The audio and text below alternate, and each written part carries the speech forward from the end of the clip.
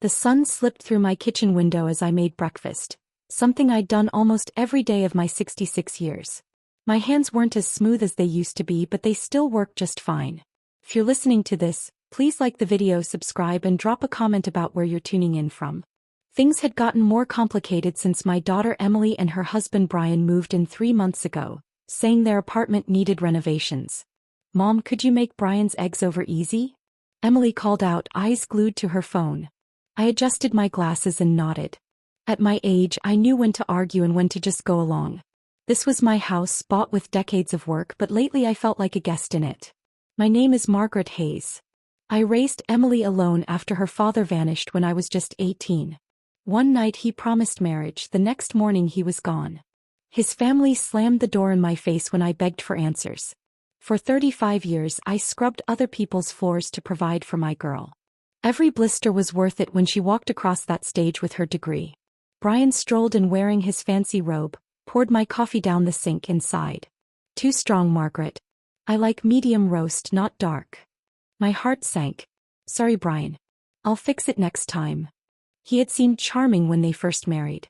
I'd even spent my last savings on their wedding, happy to see Emily smile. She had promised I'd never have to struggle again. Those words felt far away now. Since moving in, the small changes piled up. Comments about my old furniture, my cabinets rearranged, Emily snooping through my mail.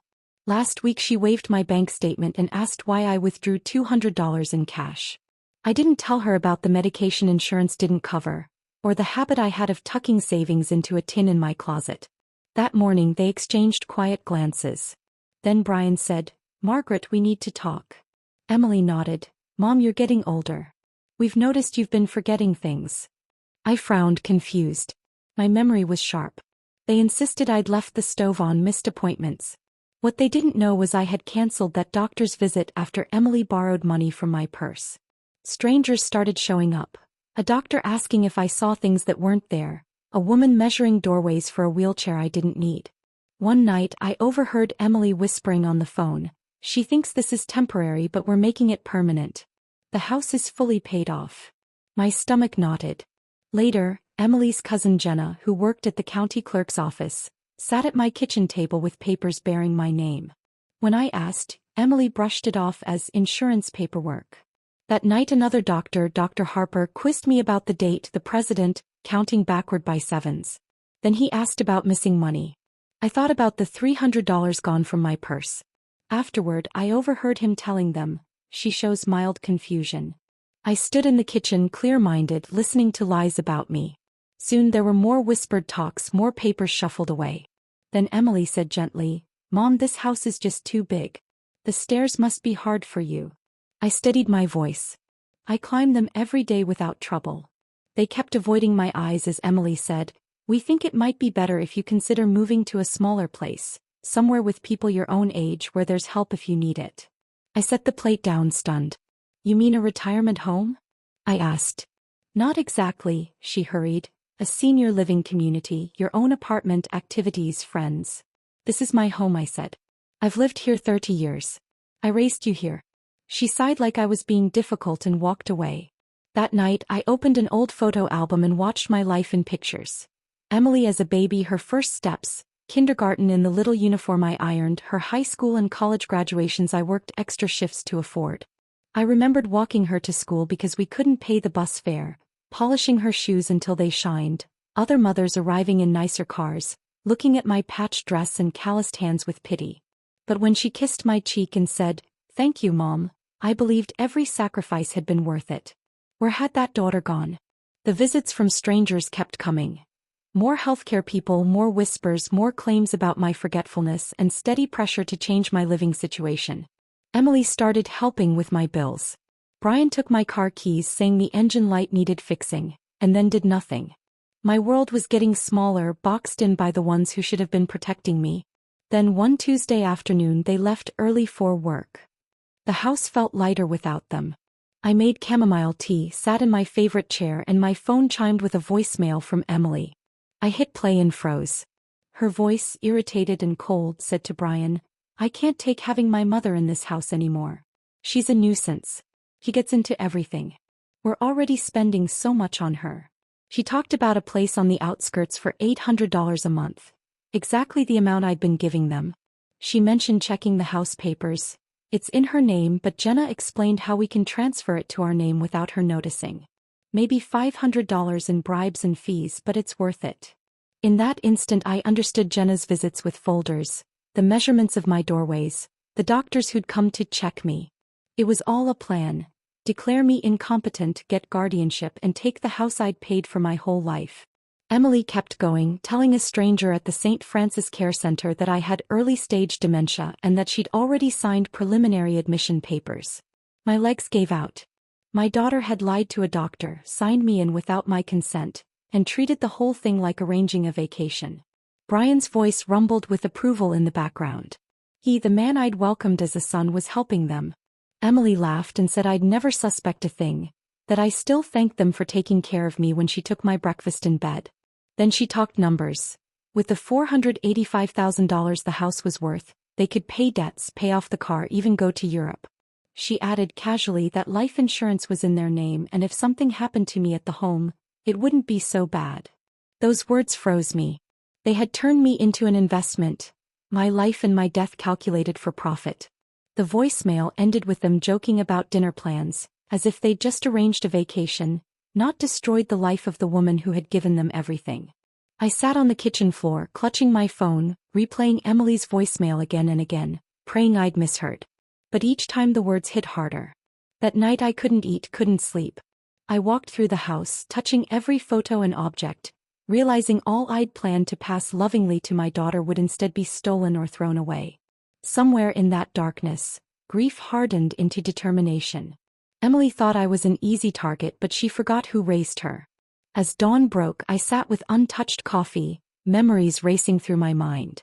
3 years ago when Brian lost his job, they'd asked me for help. $1,000 for expenses, then $2,500 for a car, then $3,000 for debts. I gave without hesitation. But after that their visits grew rare, their calls short, always excuses. Then came the subtle digs. Mom, Brian says you're so forgetful lately. Or being excluded from family events, like Brian's birthday barbecue that I learned about from my neighbor, not from them. At the time I felt hurt. Now I saw the pattern, years of carefully laying the groundwork to make me look incompetent. I pulled out my address book and found the number for Sarah Johnson, my closest friend of 40 years and a retired legal secretary. But first I had to secure proof. I copied Emily's voicemail onto a USB drive, made 3 backups and hid them. That evening when Emily and Brian returned, I smiled as if nothing had changed. When Brian suggested a special doctor's appointment for my birthday, I already knew what it meant. That sounds wonderful, I lied, steadying my voice. Then I casually mentioned visiting Sarah. They bristled, insisting the bus was too dangerous and offering to drive me themselves, but I knew they'd never let me get there. That night, while they slept, I pulled out the emergency $1,200 I'd hidden in an old cookie tin. I packed a small bag, my medication and the USB. At 4 a.m. I left a note on the table, early church service back by noon, and slipped out, walking 3 blocks to the first bus. By sunrise I was at Sarah's door. She gasped at the sight of me, then turned pale with fury as I played the voicemail. "Margaret, this is elder abuse," she said firmly. She called her grandson Michael, a lawyer specializing in elder law. Within an hour he arrived, listened carefully and said, "What your daughter and son-in-law are planning is not only immoral, it's illegal. Financial exploitation, fraud, forged medical reports." He helped me open a new bank account only I could access, drafted power of attorney naming Sarah, and scheduled a real neurological exam to prove my mental competence. He also filed a notice with the county recorder to block any fraudulent transfer of my home. By late afternoon I had 17 missed calls from Emily. I wasn't ready to face her yet. Sarah urged me to stay the night for safety. When I finally called back, Emily snapped, "You can't just decide to stay overnight without asking." I told her lightly I was with Sarah, taking my medication, enjoying old movies. Sarah grabbed the phone and, with sugary charm, assured Emily I was fine. Once she hung up, her face hardened. "They'll grow suspicious if you're away too long. Michael says protections will be in place tomorrow. You'll need to return, but not alone." The next morning Michael came back with more papers and a plan. "I'll go with you," he said. As your lawyer, I need to officially notify your daughter and son-in-law about the legal protections we've put in place. A neurologist he'd arranged spent 2 hours testing me and concluded without hesitation. No dementia, no cognitive decline. My memory and judgment were sharp, even above average for my age. With that report, Michael's documents, and the recording tucked safely in my purse, I felt ready. At dawn, I dressed in my crimson suit, the one I'd worn to Emily's college graduation, and put on my makeup. I wanted them to see not a victim, but the strong woman who had built this life. Over breakfast, Michael reminded me, today isn't about every betrayal. It's about your safety, your dignity, and your home. Sarah offered to let me stay longer, but I shook my head. I need to face them in my own house. At 9, Michael drove me back. Through the curtains, I saw Emily's face shift from relief to shock when she noticed his suit and briefcase. She rushed out, feigning worry. Mom, why didn't you answer your phone? Calmly, I introduced Michael as my attorney. Her face went pale. Inside, Brian appeared, his usual charm faltering. Michael laid the papers on the kitchen table. First, he said, a medical report proving Mrs. Hayes is of sound mind, capable of her own decisions. Second, she has appointed Sarah Johnson as power of attorney, should that ever be needed.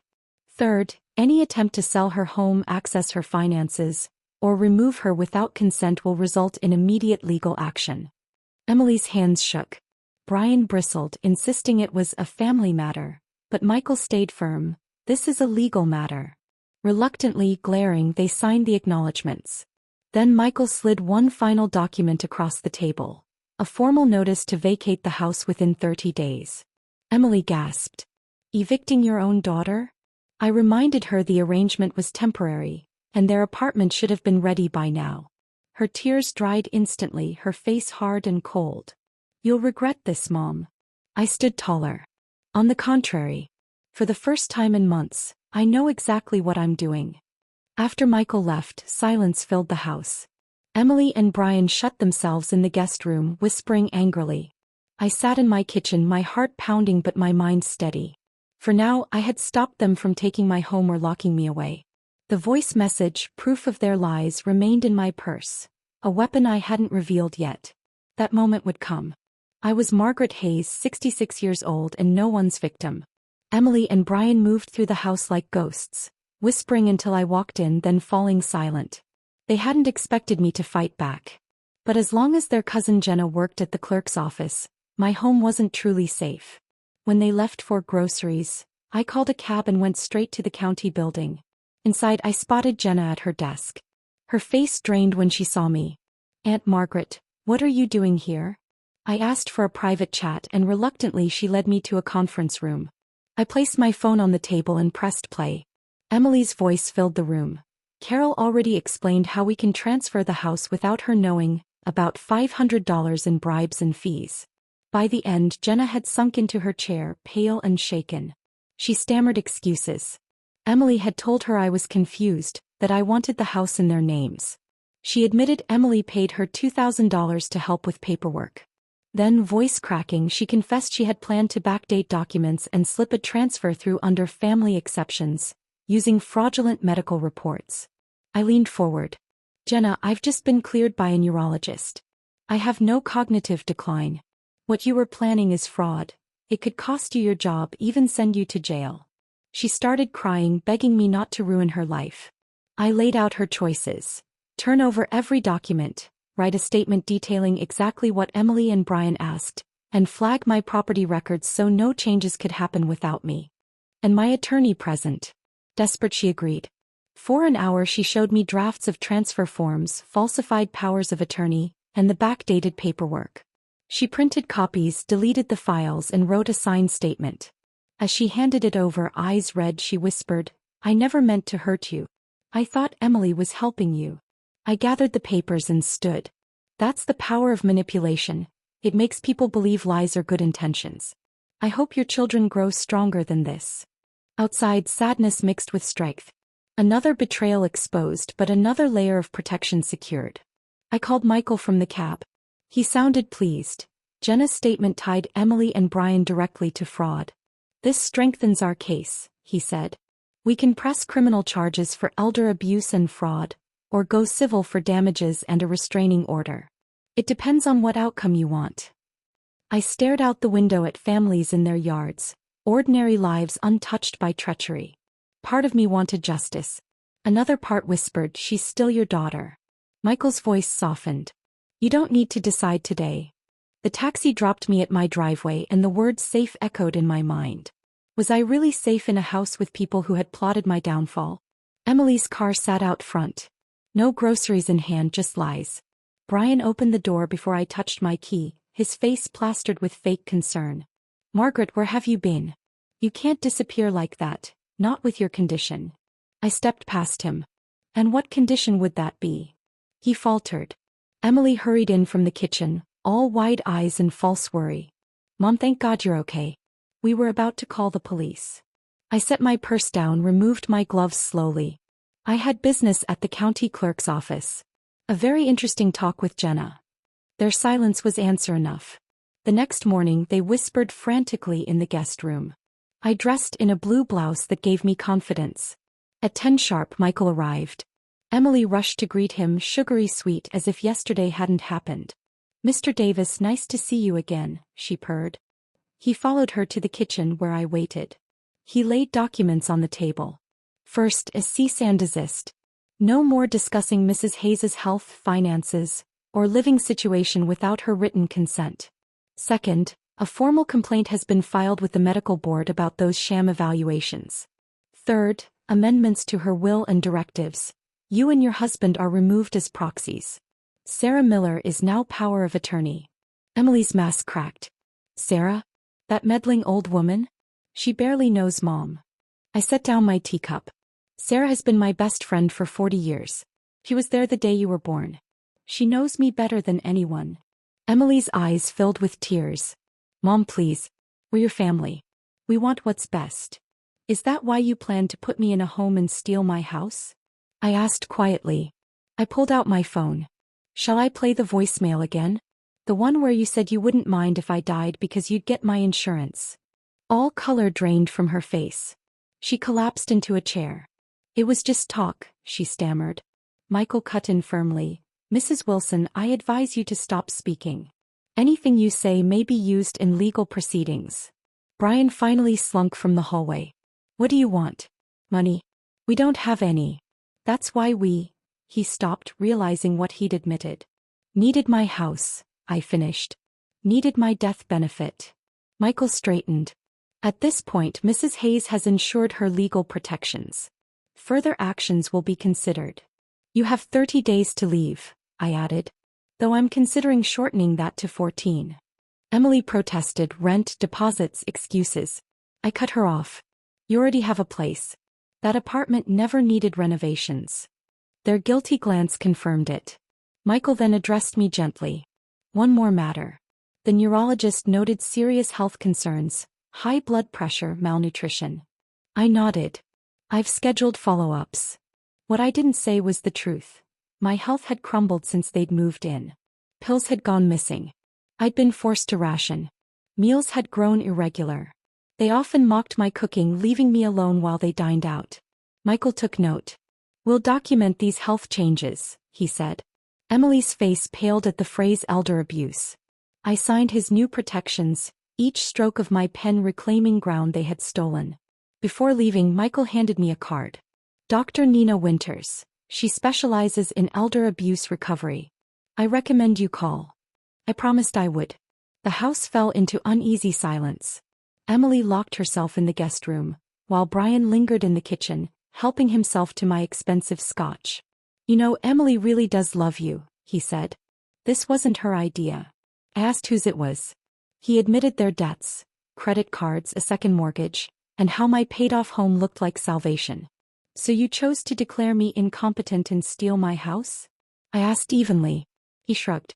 It sounds bad when you put it that way. St. Francis is nice, not some state-run place. And my life insurance? That was to make sure you were comfortable too. His shame flickered, but only briefly. We were stressed, he muttered. I told him calmly to leave my kitchen and never touch my scotch again. His eyes turned cold. You haven't heard the last of this. One way or another we'll access that equity. I stood straighter. That's a threat, Brian. I'll report it to Michael, and if you don't leave now, I'll call the police. He left, but the malice in his eyes warned the fight wasn't over. The next morning, the doorbell rang at 9.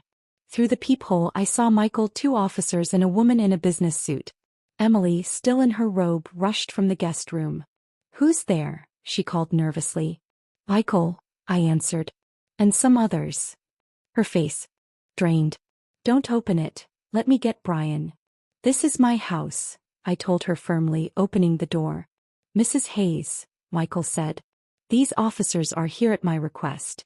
And this is Regina Torres, Adult Protective Services." We all moved to the living room. Ms. Torres explained calmly, "We're investigating elder abuse, financial exploitation, and fraud." I nodded, steady. Brian entered half-dressed, Emily pale in jeans and a sweater. The officer addressed them directly. "Mr. and Mrs. Wilson, you're under investigation for attempted financial exploitation of Margaret Hayes." Emily gasped. "Elder abuse? We love Mom, we've been caring for her." Ms. Torres opened a folder. "We have evidence otherwise, including a recorded conversation about placing her in St. Francis care without consent and transferring her property." Brian barked. "That was a private conversation taken out of context." Michael countered sharply, "There's no privacy exception for plotting crimes." Then came the blow. A sworn statement from Jenna Rodriguez, confirming her role and their payments to her. Emily crumpled onto the couch. Brian tried to protest, claiming I was paranoid. Ms. Torres cut him off. "Dr. Carter's evaluation rules out any impairment. Mrs. Hayes is of sound mind." At Ms. Torres's request, I played the voicemail. Emily's voice filled the room. "I can't take having my mother in this house anymore. She's a nuisance." When the recording reached the part about my life insurance, the officer's face tightened in disgust. When it ended, silence blanketed the room.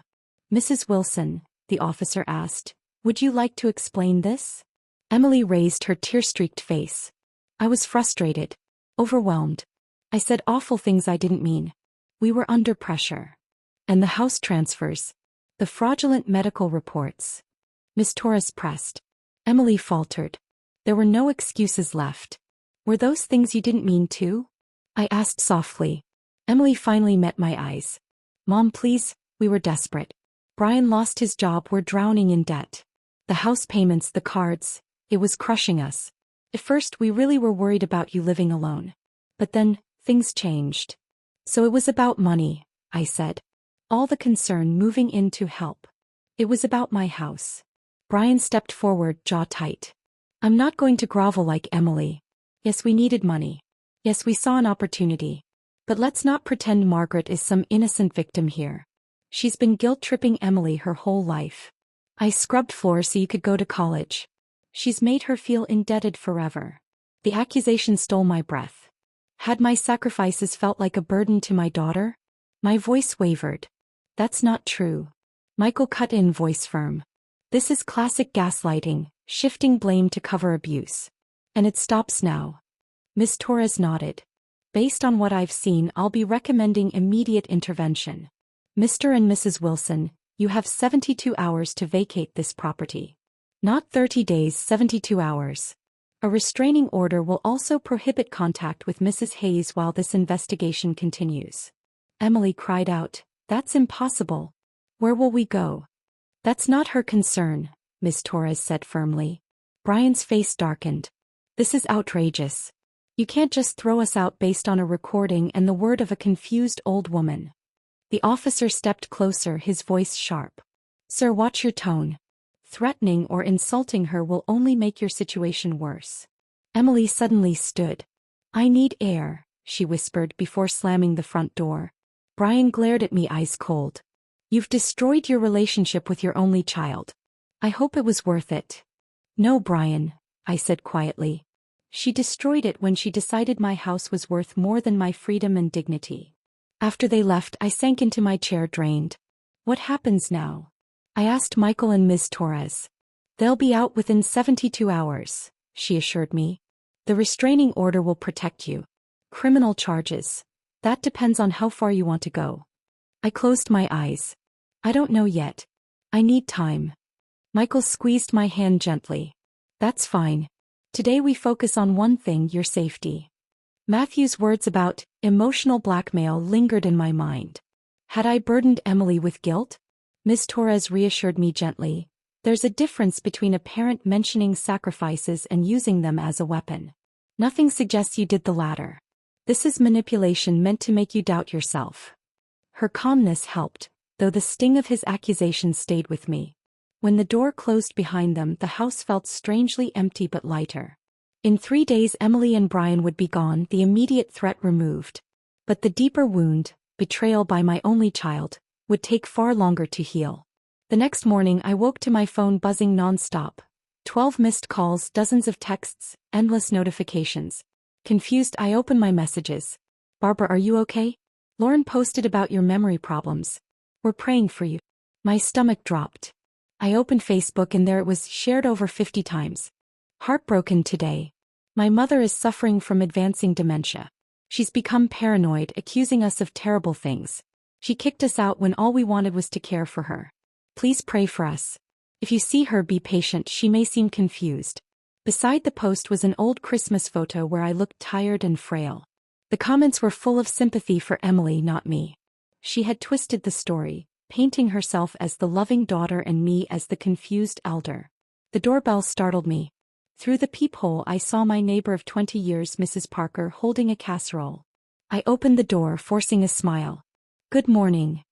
Oh, Margaret, she said softly, handing me the dish. I read about your condition. The dementia. It explains so much. No wonder you've seemed different. My heart sank. Emily's lie had already spread, and the community saw me through her words. Rose, I said carefully, I don't have dementia. I've been evaluated by a neurologist, I told Rose firmly. I have no cognitive impairment. Her expression faltered. Oh well, that's wonderful news. But Lauren seemed so certain. Lauren is trying to discredit me because I discovered she and Brian planned to have me declared incompetent and steal my house. Rose's eyes widened. Margaret, that's a terrible thing to say about your daughter. And right then I understood Emily's strategy. The accusation sounded unbelievable.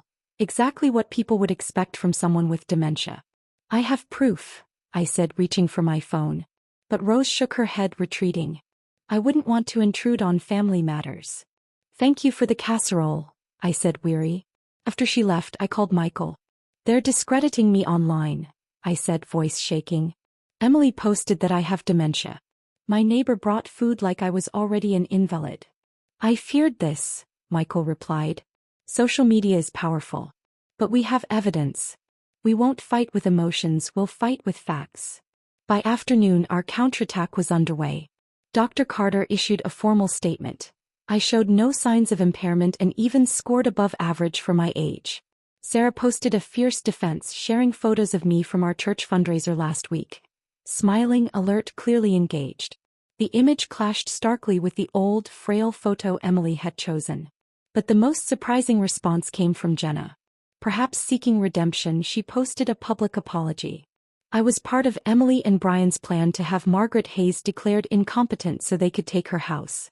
I deeply regret my actions. I've given a full statement to authorities. Margaret is of sound mind. The true victims are elders targeted by family for financial gain. The post spread quickly, setting off a firestorm. Emily deleted her original post, but it was too late. Her credibility was shattered, and messages of apology and support poured into my phone. Still, the battle wasn't over. They started a new campaign the night they left. Anonymous cruelty online that felt like knives. My Facebook filled with vicious messages. You turned your daughter against you. No one will miss you. Old ladies have accidents all the time. Each one was meant to shred whatever dignity I had left. Calls came at all hours from private numbers, just silence or whispered threats. Strangers knocked on my door. Fake social workers, pushy salesmen pushing alarm systems, distant relatives, checking on me. Michael told me to document everything and not to open the door to anyone I didn't know. It's intimidation, he said. They want you scared so you'll back down. When Emily and Brian moved out, the harassment escalated. Neighbors watched as they hauled boxes into a rented truck. Emily wiped her eyes for the crowd and Brian shot hateful looks at my windows. After they left, the house felt empty but more exposed than ever. That night an anonymous text asked whether my locks would keep me safe. I called the police. The officer logged it but said it was in a legal gray area. I double-checked every lock and for the first time in 30 years, shoved a heavy dresser against my bedroom door. Morning brought vandalism. Trash and food spilled across my lawn, the mailbox smashed, crazy spray painted on my garage. I stood on the porch, stunned, when my neighbor Mrs. Parker came up with a casserole and an apology. She'd seen a red sports car pull away at 2 a.m. She said she was sure it was Brian. Finally, a witness. With her statement, the police took the damage more seriously. Even so, the psychological war kept going. They'd taken the house but they hadn't yet taken my will to fight. They stepped up patrols and warned Brian to stay away. The worst of the intimidation eased. The calls and anonymous messages kept coming, but the late-night threats and door-knocking faded as they realized people were watching. Through it all, Sarah stayed by my side, often sleeping over so I wouldn't be alone. My church, which had been split by Emily's post, slowly rallied for me as the truth came out.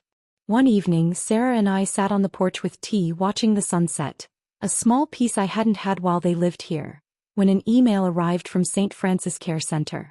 Dear Mrs. Hayes, it said, apologizing for their part in an unauthorized admission plan. They admitted my daughter had presented falsified medical papers and misrepresented her authority. They'd changed verification procedures and invited me and my attorney to meet. I showed Sarah.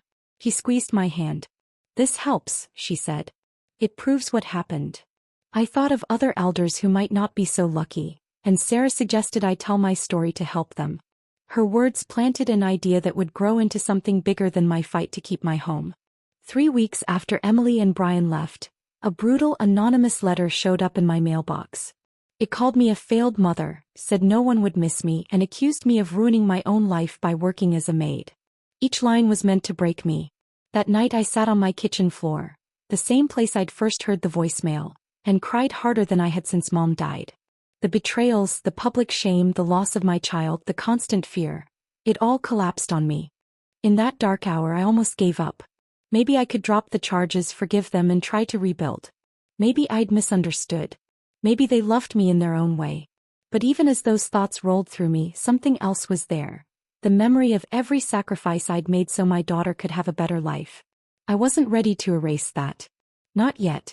I almost dialed Michael to call off everything. My finger hovered over his name, then I stopped. Something made me get up and dig through my little wooden chest, the box where I kept the things that mattered most. I found a faded letter from my mother, written when Emily was 8. Her handwriting was steady and fierce. If someone tries to hurt you or take advantage of your good heart, remember you are stronger than you think. True love never seeks to destroy or steal. If someone can't give you respect and peace, they don't deserve you, no matter the blood you share. Her words settled over me like a warm blanket. That night I slept for the first time in weeks. In the morning I called Michael and told him, I want to go all the way. Do not drop the charges. He answered, calm and pleased. Good. They're already trying to settle, out of court. They want to avoid a public trial. He explained the offer. They would return the money, pay damages, and sign a promise to never contact me again if I agreed to drop criminal charges. It would fix things quickly, give me money back, and stop the harassment. But it wouldn't make them admit what they did. I thought about it, then added my own condition. They must sign a full, public confession stating I'm mentally competent and admitting their fraud, and that confession must be published where they defamed me. Michael said it was smart. It would clear my name. A week later they signed. I got back $8,758 plus $15,000 in damages. The numbers mattered, but what mattered more was the public confession. Watching those words go up, them admitting they lied, admitting they planned to steal my home, felt like a great weight lifting. The statement read in part, we, Emily and Brian Wilson, admit we falsely accused Margaret Hayes of mental impairment. We plan to transfer her property using fraudulent documents. Margaret Hayes is of sound mind. We regret the pain we caused. I recovered my money, yes, but I also reclaimed my dignity. I was 66, I had worked my whole life, and I would not be anyone's victim. Exactly 1 month after hearing the voicemail that shattered my world, I realized something incredible. I had defeated the people who tried to destroy me. I hadn't resorted to cruelty or revenge. I'd fought with dignity, with intelligence, and with the law on my side. With the settlement signed and my house legally secure, I faced a choice: what to do with the rest of my life. At 66, I wasn't ready to sit in the shadows of betrayal. I wanted meaning, not bitterness. The first step was rewriting my will. Michael came to the house, pen poised as I dictated. "I want everything: the house, the savings, the compensation, donated to the Golden Hope Foundation. They help seniors abandoned or exploited by family." He reminded me it was nearly $500,000. "Are you sure?" "Completely," I said. "My money should protect people who need it, not children who see their parents as investments." I added a clause: if Emily tried to contest it, she'd lose every claim. It wasn't spite. It was conviction. The second step was moving. I couldn't stay in the house where I'd heard my daughter plan my downfall. The walls were soaked with memories too heavy to carry. 3 weeks later, I sold it and bought a bright apartment in a senior living community. It had gardens, recreation areas, and people my age who valued independence. At $85,000, it left me over $400,000 to live comfortably. Moving was emotional but cleansing. Each item I packed was a decision. What part of my past deserved space in my future? In my new place, I surrounded myself only with joy. I hung the art I loved, arranged books by color just to please my own eye, and bought the impractical white sofa Emily once said would be ruined. It was mine, and that was enough. For the first time, I joined activities I'd never had time for: book clubs, dance lessons, painting. At 66, I discovered watercolors, and soon my walls bloomed with landscapes. At the community art fair, Mrs. Collins, the organizer, told me, "Your paintings carry a peace and wisdom people can feel." Those words filled me more deeply than any compliment Emily had ever given me. I started spending 3 days a week volunteering at the Golden Hope Foundation, and for the first time in decades I was being valued for something I made for myself, not for what I'd given away. Helping other seniors who'd been betrayed by family felt like purpose. Listening, sharing what to watch for, and guiding them toward legal and social help. Mrs. Collins, an 81-year-old who'd been evicted by her children, told me, "You understand our pain because you lived it." That's how it went. Folks arrived broken and left with a plan and a little hope. I found myself playing counselor, mentor, and sometimes a stubborn advocate. We tracked real wins. 47 seniors recovered stolen money, 23 reversed fraudulent competency papers, and 15 found safe new homes. Those numbers meant more than awards. They were real people restored to dignity.